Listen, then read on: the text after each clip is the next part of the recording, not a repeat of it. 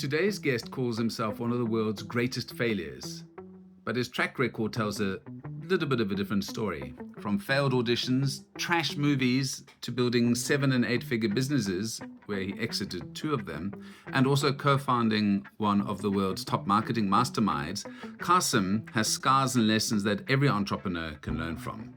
In this conversation, we talk about how failing in public shaped much of his approach, how he built the world's top Google ad agency without ever running a campaign himself, and why niching down, like his work with Montessori schools, is the future of profitable business in a post-AI world.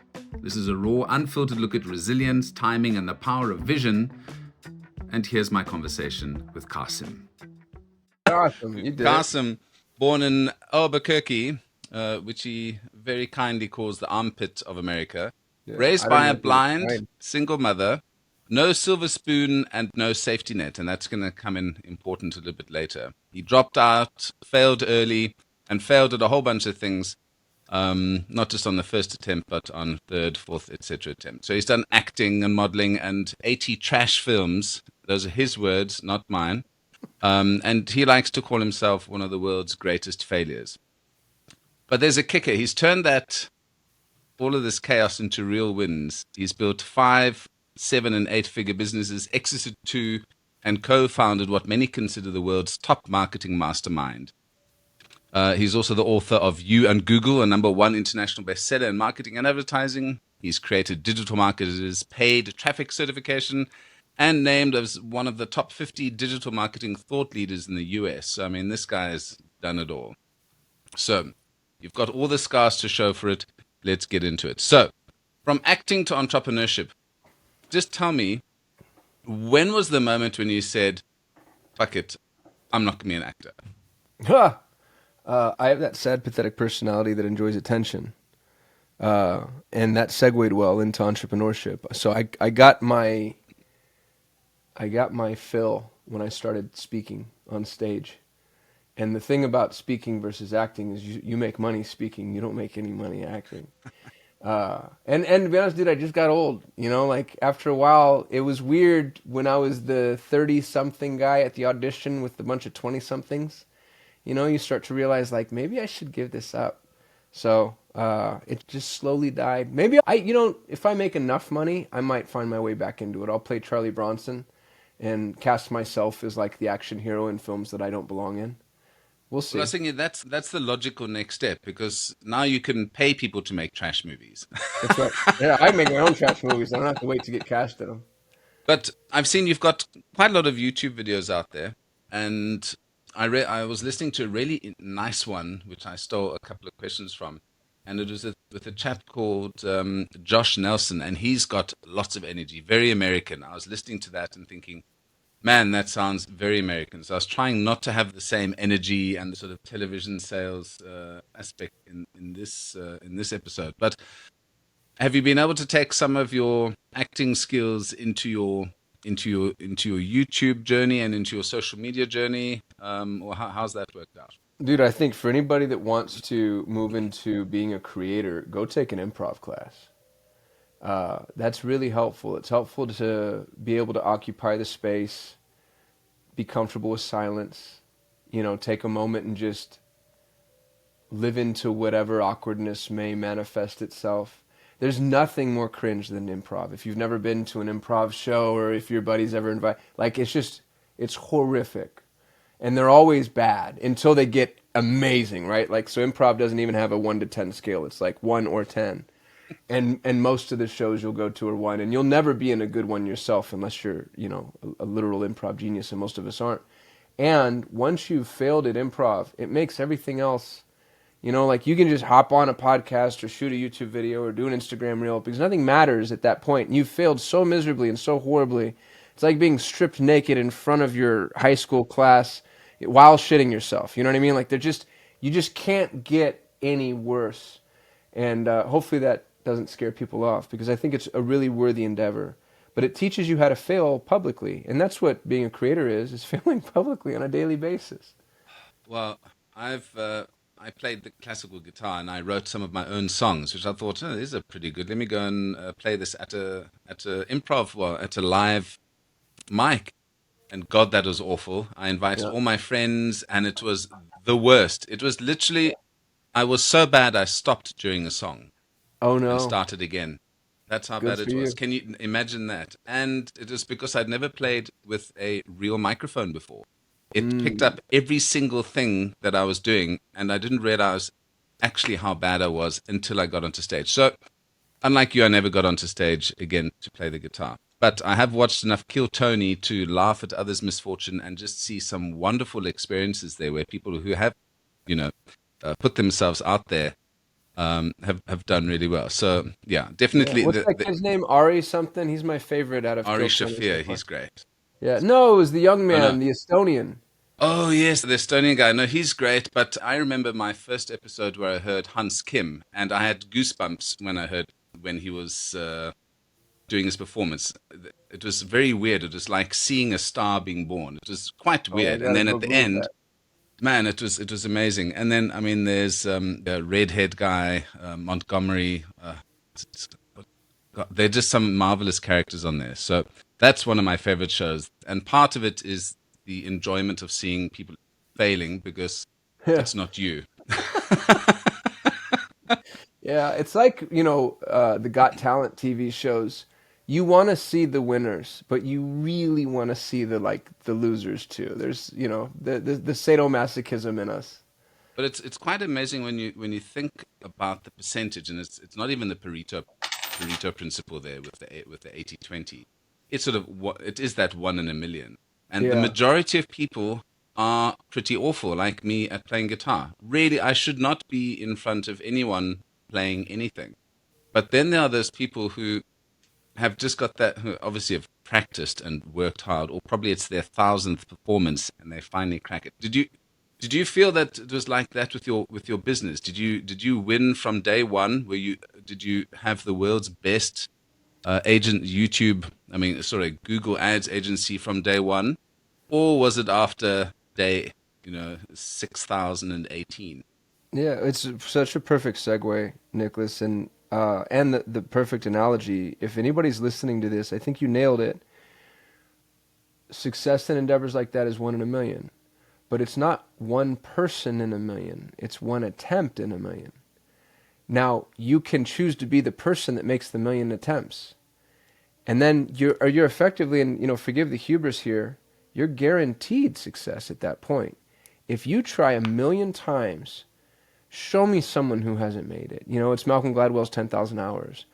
And that's what happened. Everybody, it's funny, it took me 20 years to become an overnight success cliche, because that's about what happened to me. I failed at everything over and over and over again. And then one day, I was just right place, right time. I've got a buddy who said, I shot a YouTube video on this. He said, I'm only rich because I'm lucky.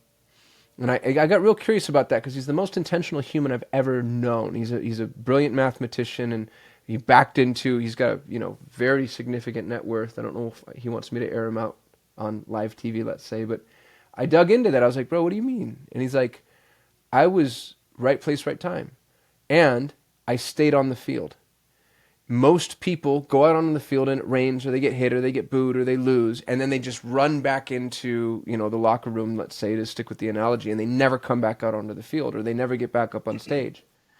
And if you stay on stage or stay on the field, or pick your forum, it can't not happen that somebody just random act of God. When I sold an agency for an 8-figure sum USD, and I had 60 unsolicited offers. And it was a perfect storm. It was a perfect environment. I had a Google Ads agency at a time when private equity for SaaS was frozen. So it was post-COVID. All this money was on the sidelines waiting to see what was going to happen with the economy. No quote-unquote real businesses wanted to move because nobody knew what the evaluation criteria was going to look like. So SaaS froze, e-com froze, and so private equity groups went downstream. And agencies look a little like SaaS or e-com companies because of the way our revenue works. And so the valuation models applied. Really what that means is I sold a business that wasn't sellable outside of this little teeny tiny microcosm of time. I didn't earn an 8-figure exit. I was just right place, right time. But 20 years, dude. You know what I mean? I put 20 years out onto the field. So it was, for me, I'm like, my day should have come sooner, you know, in a world where every dog has his day. I feel like 20 years is a lot of dues to pay. And if you're listening to this or watching this, man, just stay at it. It's either Bezos or it's Mark Cuban who says that entrepreneurship is the most leverageable gamble we have, because it's the only gamble where you can mitigate your downside risk and your upside risk is perpetually exponential. You mitigate your downside risk and your upside is perpetually exponential. And so you could make 20 bets and lose 19, but manage it so that you're not betting more than you can afford to lose. And on the 20th bet, you know, you've got Amazon, or even a fraction of Amazon's a pretty big win for most of us.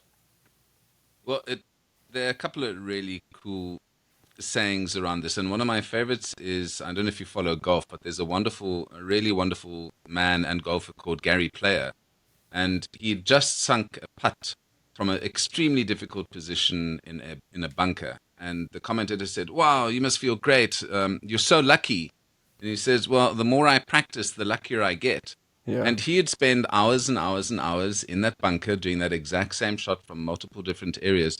And just on that day, it just so happened that the ball landed in that exact spot that he'd practiced 400 times before. And then it was easy to do. So you've got to be ready for that opportunity when it comes to you as well.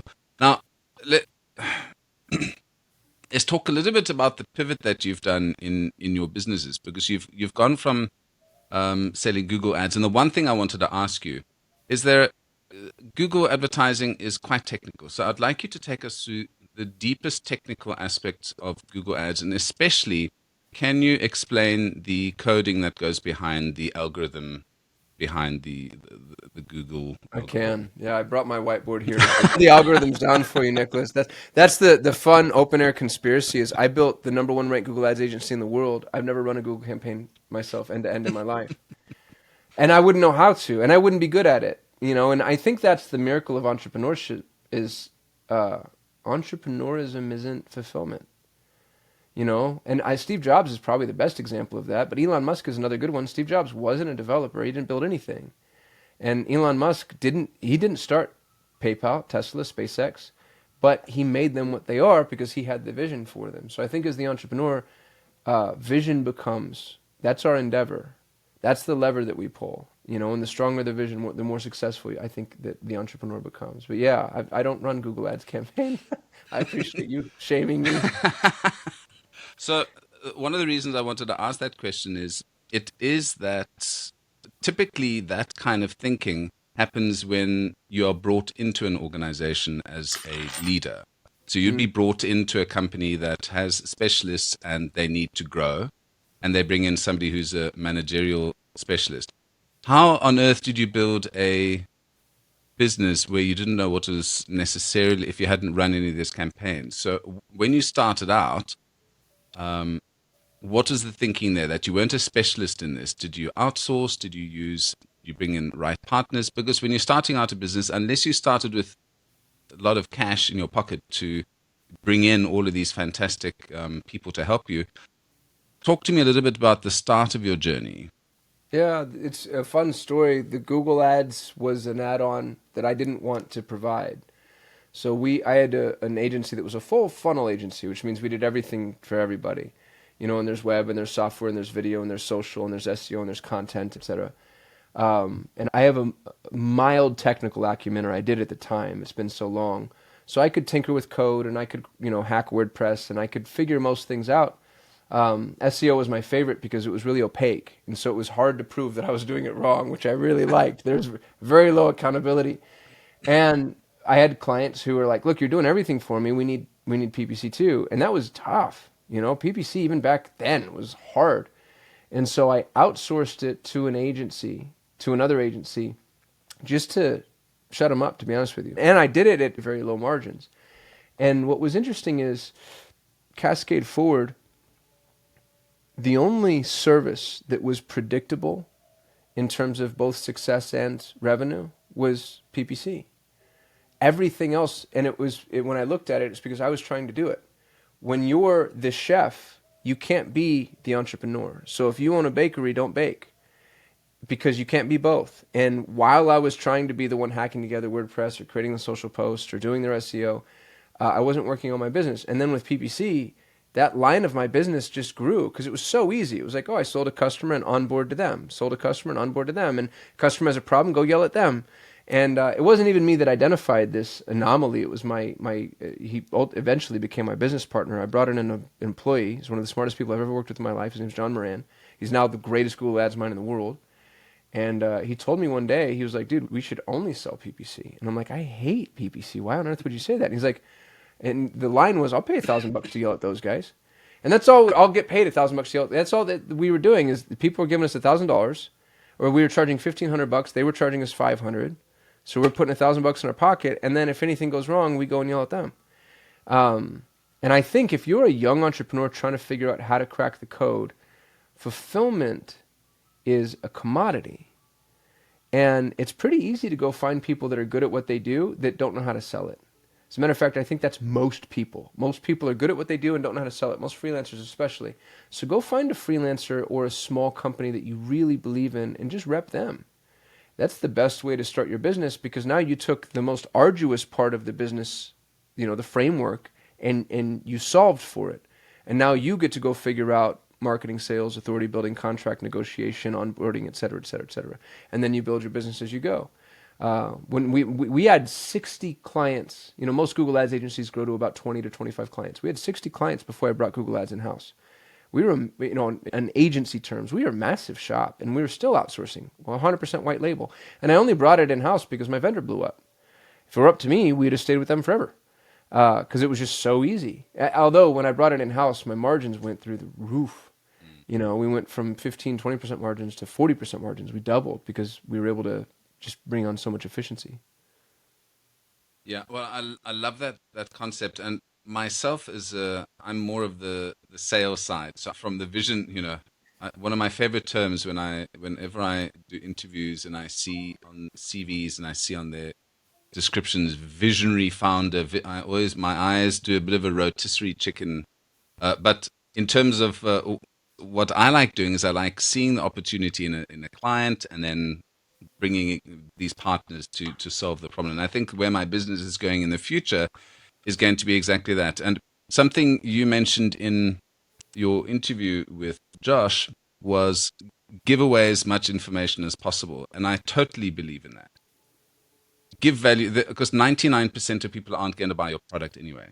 So you don't want them. They're just going to fill up your pipeline with trash, and they're not going to be useful. But there are those folks who are going to say, wait a minute, this guy is exactly what I need. Let me get in touch with him. I'm paraphrasing a great marketer, obviously, when I say that.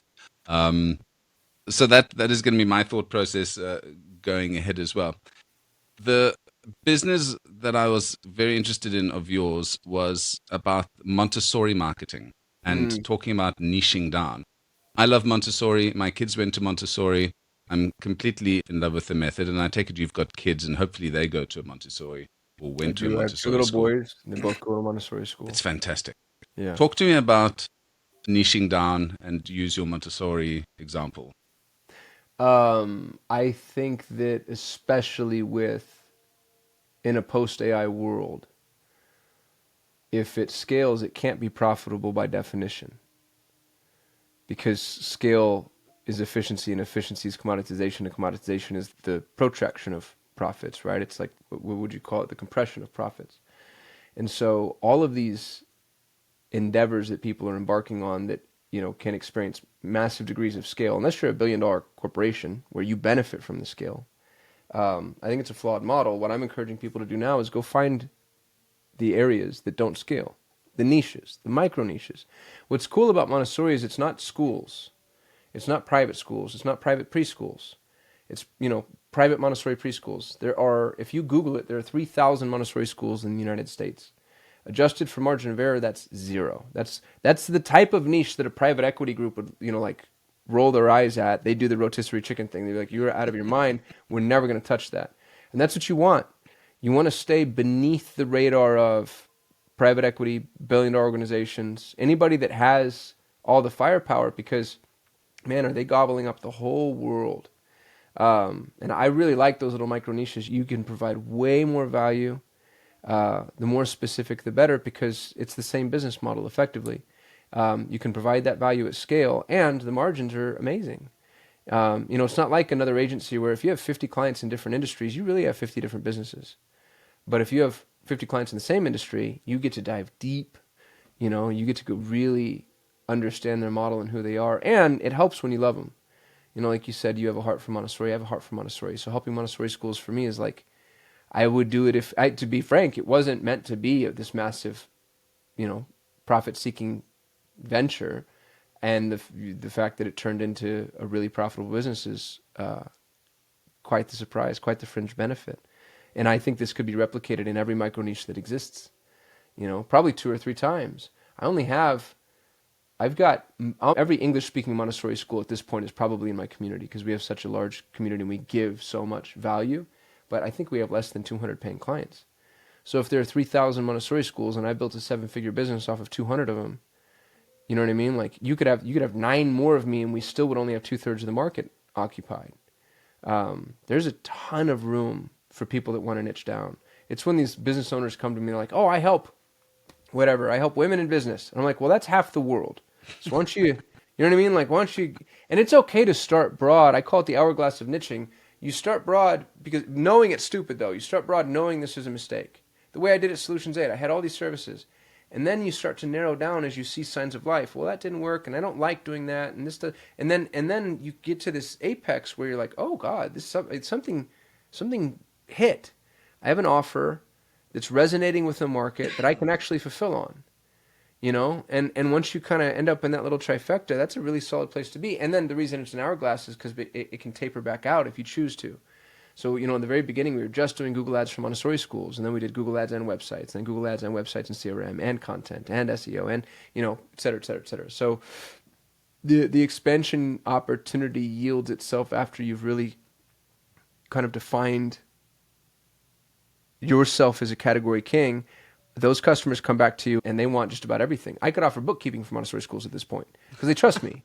You know what I mean? Like, it has nothing to do with marketing, but I mean, truly, it's something I've toyed with. It's like, this is, I have their attention and I have authority in the space and they trust me because I've treated them well. So, that hourglass, the second half of that hourglass can be really, really compelling. Yeah, that trust factor is so important. And the deep knowledge and understanding of that particular industry that's the barrier to entry, basically, because anyone new coming in, the learning curve for that is going to be... Oh, they'll never touch me. Yeah. It's going to be quite high. Dude, I've been having a blog written for Montessori schools every single month for, I think, 9 years. You know what I mean? Like, I have hundreds of pieces of long-form content, thousands of pieces of short-form content. And there's not an agency on the planet at this point that could catch up. I mean, they're going to try to do it with AI, but mine is real. It's authentic. It's like real Montessori pedagogy written by a trained Montessori guide. And it's the fun saying, it's like the best time to plant a tree is 20 years ago. The second best time is today. Start now. Start today. Niche down. Choose a group of people that you want to love on and just start giving. Give. We weren't profitable at Needle Marketing for 2.5 years. So that's what it takes, because that's the other problem is people run around kissing frogs and they're like, oh, it's been 90 days and we haven't seen any monetization. We're jumping. And it's like, well, okay. I think that's an unreasonable expectation. I hope that wasn't too preachy. No, but you talk about timing. Timing seems to come up over and over in things that you discuss. So in terms of 20 years, in terms of being at the right place at the right time, 2.5 years. Timing is quite important in the sales process, number one. So when you expect to get a customer, and I'm sure you've had lots of discussions with people doing PPC that they're expecting immediate sales, and then as soon as they stop advertising, sales drop off, obviously because they're just doing 20% off now, etc. They're not thinking longer term. What are your thoughts on people's unrealistic expectations of closing business? We have done it to ourselves. The bottom of the funnel ethos is a snake eating its own tail that I think is actually, we're at the end of We're at the peak of that bubble now. The cost of traffic is in excess what its value is. We're in a traffic bubble. I can prove that mathematically, interestingly. And really, when I say I can, it's my business partner, John Moran. Show me the math. Yeah. Where's the whiteboard? And dude, he's done it. He's like, you can't afford to pay for bottom of the funnel traffic any longer. And people stopped paying for the top of the funnel. And it's because the top of the funnel is 9, 12, 18 months. But everybody wants 90 days. They want 90 days or worse now, 30 days. If we're not profitable in 30 days, we're turning it off. And it's like, all right, when was the last time you as a consumer really entered and exited a funnel within a 30-day epoch? It takes years, especially if somebody's not problem aware. And even if they're problem aware, it takes months for them to become solution aware. And even if they're solution, you know what I mean? Like, you have to earn it. I love the example of you can walk through a mall and walk past the same baby stroller store for 5 years and not notice it. And the day your wife gets pregnant, that thing is glowing like neon colors and you'll spot it. And now all you'll see is baby stroller stores or baby stores, right? That's the truth. Nicholas, I apologize. I only had us booked for 30 minutes and I've got another podcast in 60 seconds. Well, let's just say this is great. We'll have to do this again. Where can I send folks to get some more information on Kasim? Well, they can go to kasim.me, Kasim.me.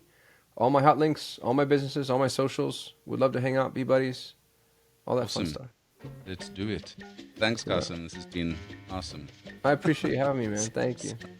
I really do appreciate your comments. So why not go and watch this live on YouTube or go to my website, kuhne.no. That's KUHNE.no for more information.